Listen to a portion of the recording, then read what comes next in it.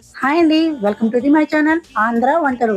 ఇప్పుడు మీకు ఆంధ్ర స్పెషల్లో రకాల్లో ఒకటైన గోంగూర ఎండ్రేలు కర్రీ ఎలాగని చూపిస్తానండి. చూసేయండి. ముందుగా ఎండ్రేలు తెచ్చుకొని తలా తోక వలుచుకున్న తర్వాత వేడి నీళ్ళలో వేసుకొని అలా పక్కకు తీసి పెట్టుకోవాలండి. ఇసుక గడ్డి ఏదైనా ఉంటే పోతుంది అనమాట.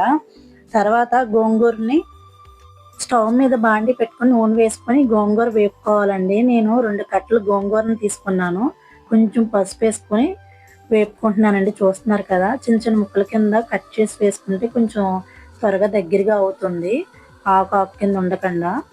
ఒకసారి అంతా బాగా మగ్గిపోయేలాగా కలిపేసుకుందామండి. గోంగూర అంతా మంచిగా దగ్గరగా అయిపోతుందండి, ఎంతో అవదు. చూస్తున్నారు కదా, బాగా మగ్గిపోయింది. ఇప్పుడు దీన్ని పక్కకు తీసేసి ఒక ప్లేట్లోకి తీసేసుకుందామండి. ఇప్పుడు మళ్ళీ స్టవ్ వెలిగించుకొని బాండి పెట్టుకొని ఆయిల్ వేసుకొని కొంచెం పసుపు వేసుకొని పక్కకు తీసిన ఎండ్రేలు ఉన్నాయి కదండి, వేడి నీళ్ళలోంచి తీసేసాం కదా, అవి నూనెలో మంచిగా వేపుకుందామండి. బాగా వేగాలి. రేగులు వేయించినప్పుడు మంచి సువాసన వస్తుంది, అప్పుడు అవి వేగినట్టు తెలుస్తుందండి. చూస్తున్నారు చూడండి, చక్కగా వేగిపోయాయి. ఇవి కూడా ఒక ప్లేట్లోకి తీసేసుకుంటున్నాను. ఇప్పుడు తాలింపు దినుసులండి, మినపప్పు, ఆవాలు, జీలకర్ర, ఎల్లుల్లిపాయలు, కరివేపాకు చాలండి ఇవి. అవి కొంచెం వేగిన తర్వాత ఉల్లిపాయ, పచ్చిమిరపకాయ, ఒక్క ఉల్లిపాయ వేసానండి, ఒక 2 పచ్చిమిరపకాయలు వేసాను, కొంచెమే కాబట్టి.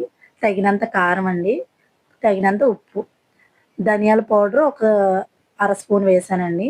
ఒకసారి మంచిగా వేగేలా కలుపుకోండి. ఉల్లిపాయ సగం వేగినా సరిపోతుందండి. గోంగూరకి కొంచెం పచ్చిగా తగిలినా కూడా చాలా బాగుంటుంది.